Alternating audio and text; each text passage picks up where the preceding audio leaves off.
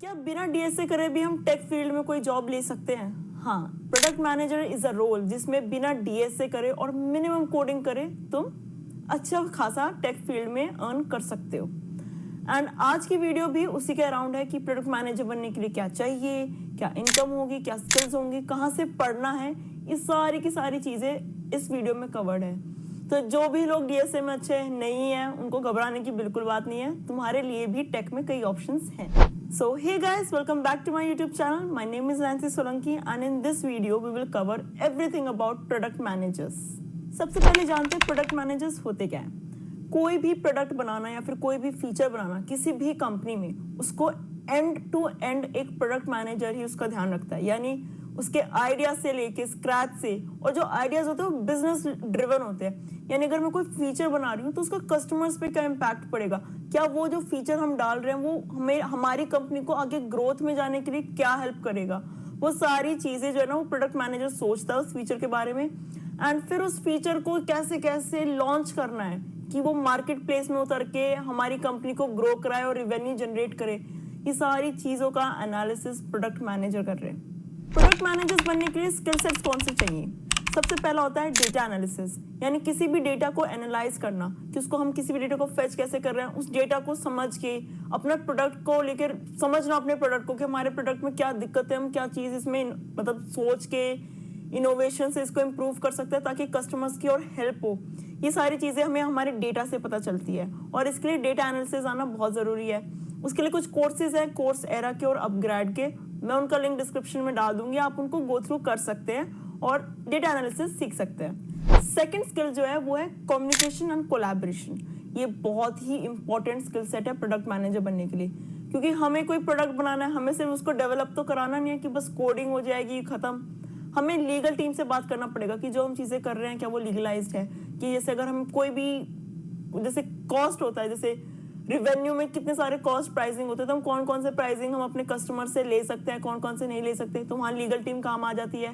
फिर हमें उस प्रोडक्ट का डिज़ाइन बनाना होता है, उसके लिए डिज़ाइन टीम चाहिए होती है। तो ऐसे बहुत सारी टीम्स के साथ उनको वर्क करके उस प्रोडक्ट को बनाना पड़ता है और उसके लिए चाहिए होता है कम्युनिकेशन स्किल्स, यानी तुम उनसे अपने काम को अच्छे से समझा पाओ, अपनी रिक्वायरमेंट्स अच्छे से समझा पाओ, इसलिए कोलैबोरेशन और communication is must. Third thing जो हमें आनी चाहिए वो होती है अंडरस्टैंडिंग ऑफ बिजनेस एक्यूमेन, यानी एटीपी वैल्यू क्या चल रही है, उसको इंक्रीज कैसे कर सकते हैं, GPP, gross margin profit, profit कितना चल रहा है, ये सारी टर्म्स जो है ना ये तुम्हें पता होनी चाहिए, क्योंकि जब भी तुम किसी बिजनेस में जाओगे, किसी कंपनी में जाओगे, उसके अराउंड ये वैल्यूज रिवॉल्व करेगी और तुम्हें अपने प्रोडक्ट की इन चीज़ों का भी ध्यान रखना पड़ेगा।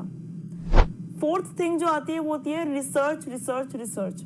रिसर्च इसलिए क्योंकि जिस भी कंपनी में तुम जाओगे उसके कुछ ना कुछ कॉम्पिटिटर्स जरूर होंगे और तुम्हें उन कॉम्पिटिटर्स को देखना पड़ेगा कि वो क्या कर रहे हैं, वो कैसे प्रॉफिट ला रहे हैं, हम कैसे उस चीज़ को अपने अंदर इंप्लीमेंट करके हम प्रॉफिट की तरफ जा सकते हैं। फॉर एग्जाम्पल अगर मैं ब्लिंकिट की बात करूँ तो जेप्टो और स्विगी, इंस्टामार्ट के जितने भी ऑर्डर्स वगैरह, जैसे भी उनके कस्टमर्स के रिव्यूज़ वगैरह, वो उनको ज़रूर देखते होंगे, ये देखते होंगे कि उनके कस्टमर्स को क्या पसंद आ रहा है उनमें, जो चीज़ वो अपने ऐप में या अपने वेबसाइट पे जाके उस चीज़ को इम्प्लीमेंट कर सकते हैं ताकि उनके पास और ऑर्डर्स आए और वो प्रॉफिटेबल हो कंपनी।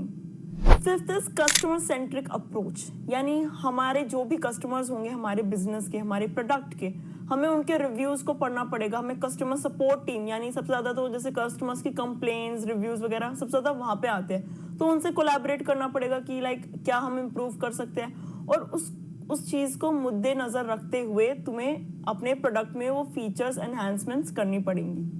अब जानते हैं कौन कौन से टूल्स हमें सीखने चाहिए ताकि हम एक अच्छे प्रोडक्ट मैनेजर बन सके।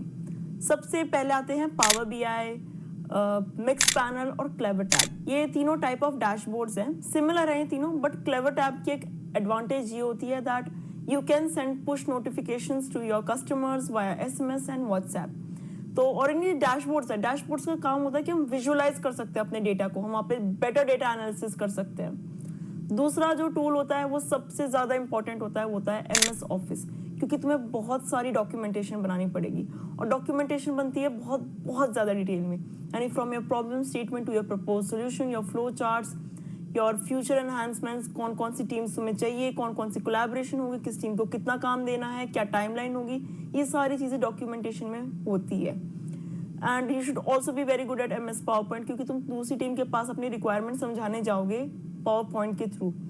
MS Excel again, it's a data tool, so you have to know MS Excel and SQL.